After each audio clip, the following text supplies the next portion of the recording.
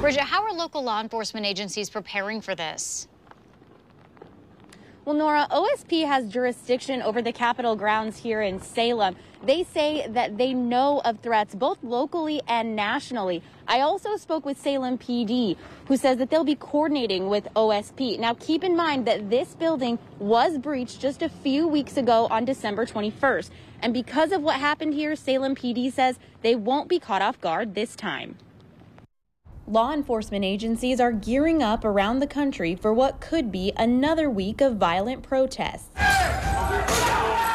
After last week's attack on the United States Capitol that left 5 people dead, the FBI now issuing a warning that armed protests are planned in all 50 state capitals and Washington, D.C., leading up to the presidential inauguration of Joe Biden. The FBI released a statement today saying in part, quote, "The FBI respects the rights of individuals to peacefully exercise their First Amendment rights.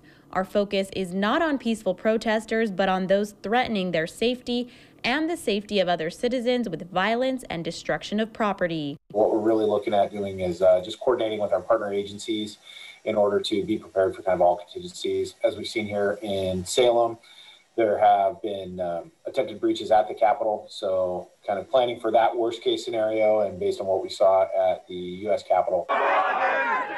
In Salem on December 21st, the Oregon State Capitol was breached by protesters demanding they be let inside for the special one-day legislative session.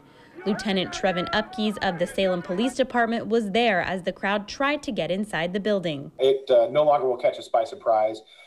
As I can say, being there that day, that definitely was surprising. It wasn't something we would have thought would have occurred, but now we've seen that it's occurred and has repeated in other places. So changing our tactics and adapting to those things to make sure that everyone that attends is safe and that everyone that is on the law enforcement side, that they're safe. Today marked the first day of Oregon's 2021 legislative session, and State Senator James Manning tells us having Oregon State Police around made everyone feel safer. Their presence in the building gave us all a sense of security. So I want to thank them for being there. And, it was just great, great feeling. And I thanked as many of them as I could, as I saw. OSP tells us they know about local and national threats in the coming week and are keeping a close eye on the situation. If you do plan to attend any of these protests, Lieutenant Upkeys says, above all, remain peaceful and listen to law enforcement. Crowds are very dynamic. They're very, they're hard to predict. And so you could be there for one reason and other members of that group are going to take it a different direction. If you feel uncomfortable, if you feel that there's violence about to happen, you feel unsafe, leave, let law enforcement know.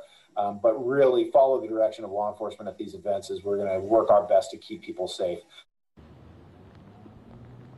And we know that OSP and Salem PD are going to be coordinating together on this over the next week, but we've learned that the Marion County Sheriff's Office has not yet received a formal request to assist, but they tell us they're keeping in close contact with both agencies. Reporting live in Salem tonight, Bridget Chavez, Fox 12 Oregon.